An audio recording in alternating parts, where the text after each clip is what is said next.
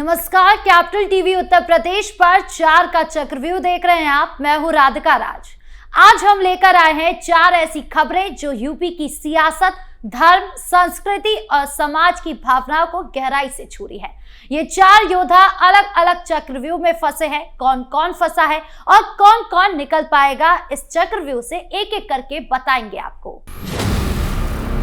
4 के चक्रव्यूह में सबसे पहले बात माघ मेले में छिड़े महासंग्राम की। मौनी अमावस्या से शुरू हुआ अविमुक्तेश्वरानंद सरस्वती का योगी कानून के साथ तू मैं अब बसंत पंचमी तक पहुंच गया है। साथ ही संघ से लेकर पार्टी के नेताओं के बयान भी आ रहे हैं। तो क्या कुछ चल रहा है पार्टी पॉलिटिक्स में, बताएंगे आपको। समाजवादी पार्टी में बड़ा खेल हो गया। आजम खान, जिनका रामपुर में बोलबाला था, आज ऐसा क्या हो गया कि आजम खान ने अपने ड्रीम प्रोजेक्ट मौलाना मोहम्मद अली जौहर से इस्तीफा दे दिया और प्रोजेक्ट की रानी बन गई आजम खान की बहन निकहत। बताएंगे आपको क्यों आजम खान ने लिया इस्तीफा। एक तरफ समाजवादी पार्टी की उठापटक है तो वहीं दूसरी तरफ योगी सरकार के मंत्री अपने जीवन में की गई मेहनत की मिसाल दे रहे हैं। प्रदेश के डिप्टी सीएम ब्रजेश पाठक ने एक आयोजन में खुले मंच पर अपने पिछले दिनों को याद किया और इसी दौरान वो फफक कर रोने लगे। ऐसा क्या बोले ब्रजेश पाठक जिससे वो रोने लगे, सब कुछ बताएंगे आपको। 4 के चक्रव्यूह के आखिरी में बात मिर्जापुर की। धर्मांतरण की यूनिवर्सिटी, धर्मांतरण के लैब के बाद अब धर्मांतरण का जिम भी सामने आ गया है, जिसने सबके होश उड़ा दिए हैं। बताएंगे आपको कैसे मिर्जापुर के जिम में हिंदू लड़कियों को जबरदस्ती नमाज पढ़ने और बुर्का पहनने का दबाव बनाया जाता है। तो चलिए शुरू करते हैं 4 का चक्रव्यूह। शुरुआत करते हैं 4 के चक्रव्यूह में प्रयागराज के माघ मेले में छिड़े उस महासंग्राम की, जो अब बसंत पंचमी तक पहुंच चुका है। यह विवाद इतना गहरा हो गया है कि पूरे उत्तर प्रदेश में धार्मिक और राजनीतिक हलचल मच गई है। मौनी अमावस्या के दिन यानी कि 18 जनवरी से शुरू हुआ संत वर्सेस कानून प्रशासन की लड़ाई अब बसंत पंचमी तक पहुंच गई है। मौनी अमावस्या के बाद वो 5 दिनों से धरने पर बैठे हुए हैं और अब बसंत पंचमी के दिन भी, जब माघ मेले का एक महत्वपूर्ण स्नान पर्व है, शंकराचार्य ने ऐलान किया कि जब तक प्रशासन सार्वजनिक माफी नहीं मांगता, उन्हें सम्मान पूर्वक स्नान नहीं कराया जाता और शिविर में प्रवेश नहीं दिया जाता, तब तक वो संगम में स्नान नहीं करेंगे। उन्होंने कहा, प्रशासन सिर्फ नोटिस का खेल खेल रहा है, मैं अडिग हूं। इसी बीच कई प्रमुख व्यक्तियों के बयान आए। योग गुरु बाबा रामदेव ने सलाह दी कि साधु को अहंकार त्यागना चाहिए और विवाद नहीं करना चाहिए। मुख्यमंत्री योगी आदित्यनाथ ने बिना नाम लिए कहा कि किसी को भी परंपरा बाधित करने का हक नहीं है। उन्होंने एक दिन पहले ही कालनेमी का भी जिक्र किया।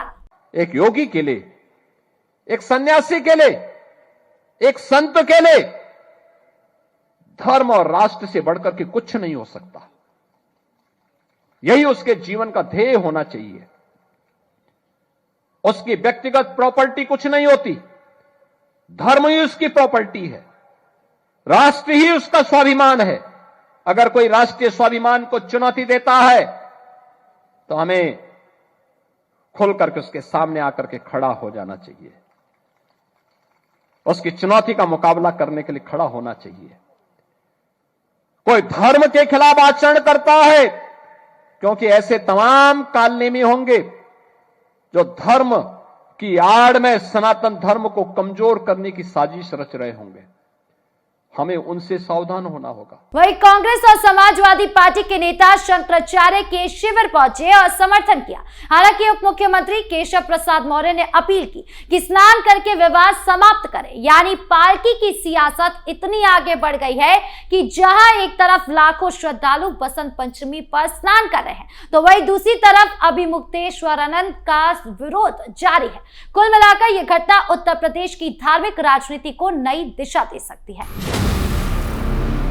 बढ़ते दूसरी खबर की ओर जो समाजवादी पार्टी से जुड़ी है। रामपुर के कदावर नेता आजम खान, जिनका कभी बोलबाला था, उन्होंने अपने ड्रीम प्रोजेक्ट मौलाना मोहम्मद अली जौहर ट्रस्ट से इस्तीफा दे दिया। उनके साथ पत्नी डॉक्टर ताजीन फातिमा और पूर्व विधायक बेटे अब्दुल्ला आजम ने भी अपने सभी पदों से इस्तीफा दे दिया। अब ट्रस्ट की कमान संभाल रही है आजम खान की बहन निखत अल फलाक, जिन्हें नई चेयरपर्सन बनाया गया है। साथ ही सचिव बने हैं उनके बड़े बेटे मोहम्मद अदीब आजम। लेकिन सबसे बड़ा सवाल यह है कि ड्रीम प्रोजेक्ट आजम खान का था, उसे अचानक इस्तीफा क्यों देना पड़ा। दरअसल कानूनी शिकंजे के कारण उन्हें खुद को ट्रस्ट से अलग कर दिया गया। जब आजम खान, अब्दुल्ला आजम और तंजीन फातिमा जेल में बंद थे, तब ट्रस्ट के संचालक में काफी असुविधाएं हो रही थी। इसलिए ट्रस्ट की नई कार्यकारिणी गठित करने की जरूरत पड़ी, जिसके बाद मौलाना मोहम्मद अली जौहर यूनिवर्सिटी के रजिस्ट्रार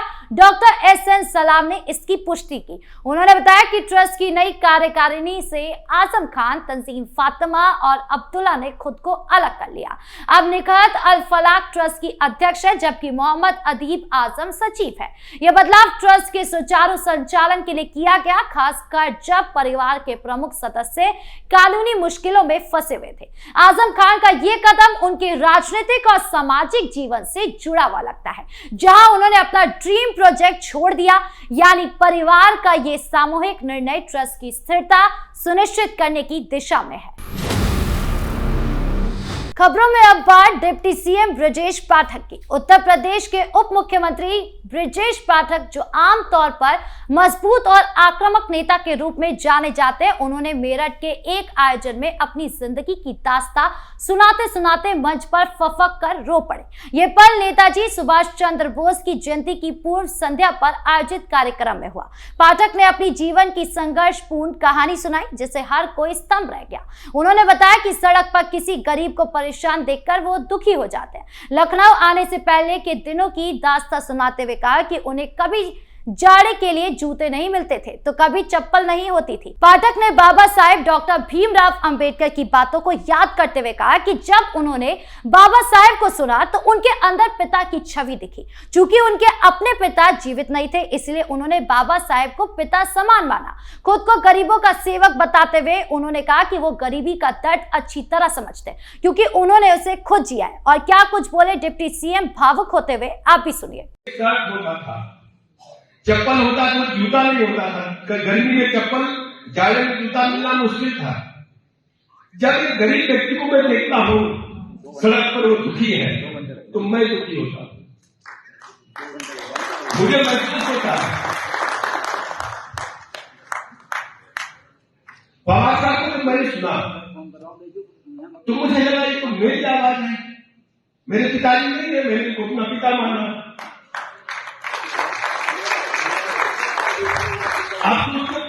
मैं अपने आप को यहाँ लायक समझता नहीं हूँ, यहाँ मैं खड़ा हूँ।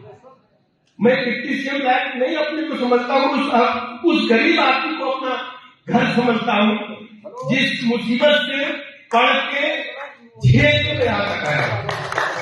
ब्रजेश पाठक ने अपने संघर्ष के दिनों को विस्तार से सुनाया। पाठक की ये दास्तां उनकी सादगी और जनता से जुड़ाव को उजागर करती है, जो योगी सरकार में उनकी भूमिका को और भी प्रेरणादायक बनाती है। ब्रजेश पाठक का राजनीतिक सफर भी संघर्षपूर्ण रहा है। वह वकील से नेता बने और आज उप मुख्यमंत्री हैं। ये पल दिखाता है कि नेता भी इंसान होते हैं और उनकी भावनाएं जनता से जुड़ी होती है। दर्शकों में यह घटना चर्चा का विषय बन गई है। कई लोग इसे प्रेरणादायक बता रहे हैं। और अब चक्रव्यूह का आखिरी हिस्सा, मिर्जापुर से एक चौंकाने वाला खुलासा है। यहाँ कई जिम धर्मांतरण के अड्डे निकले, जहां हिंदू लड़कियों को फिटनेस के नाम पर फंसाया जाता था, फिर नमाज पढ़ने और बुर्का पहनने का दबाव बनाया जाता था। यदि विरोध करती तो अश्लील वीडियो सोशल मीडिया पर डालने की धमकी दी जाती थी। पूरा मामला मिर्जापुर जिले के देहात कोतवाली क्षेत्र का है, जहां 2 युवतियों ने 18 जनवरी को अलग अलग तहरीर दी, जिसमें बथुआ स्थित बेलतर के KGN 123, तेलियानगंज के आयरन फायर जिम का जिक्र था। वहां तैनात ट्रेनर शेख मोहम्मद फैजल जहीर लकी अली खान ने जिम सिखाने के बहाने दोस्ती की, फिर प्रेम जाल में फंसाकर धर्मांतरण का दबाव बनाया। कुल 5 जिम में ये साजिश चल रही थी। पुलिस ने जांच का दायरा बढ़ाया तो 20 से अधिक लड़कियों के संदिग्ध वीडियो मिले जो ब्लैकमेल का सामान थे। अपर पुलिस अधीक्षक नगर दितेश कुमार सिंह ने बताया कि युवतियों के फिटनेस क्रेज का फायदा उठाया जा रहा है। सुनिए क्या कुछ कह रही है पुलिस। कि ये लड़के इन पीड़िताओं के साथ पहले दोस्ती करके एवं इनको बरगलाकर इनका धर्म परिवर्तन कराने का कार्य कर रहे हैं। प्रकरण की गंभीरता एवं संवेदनशीलता को देखते हुए तत्काल अभियोग पंजीकृत करते हुए क्षेत्राधिकारी सदर के नेतृत्व में एसओजी थाना कोतवाली कटरा नगर देहात सहित 4 टीमों का गठन कर पूरे घटना का अनावरण करने हेतु निर्देशित किया गया।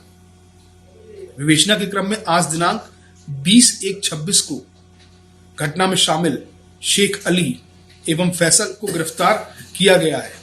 पुलिस ने अपील की है कि और युवतियां सामने आए क्योंकि ये गिरोह संगठित लगता है और आगे नाम सामने आ सकते हैं, इसलिए युवतियों को जागरूक करने की जरूरत है। बहरहाल 4 के चक्रव्यूह में आज के लिए इतना ही। कैसा लगा वीडियो कमेंट बॉक्स में जरूर बताएं। वीडियो को लाइक करें, शेयर करें और चैनल को सब्सक्राइब करना ना भूलें। धन्यवाद।